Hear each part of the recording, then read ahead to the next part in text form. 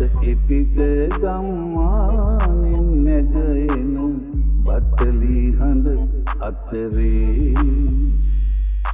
සමාවෙන්න දරුවෝ මට බෝ හදාගන්න බෑ මට දරු කමට මේවා ලෝකයාගෙන් හංගපු කරුණු නුඹ විතුරුණු එය රිදුන තරුණුවට ඇත ඉපිට ගම්මා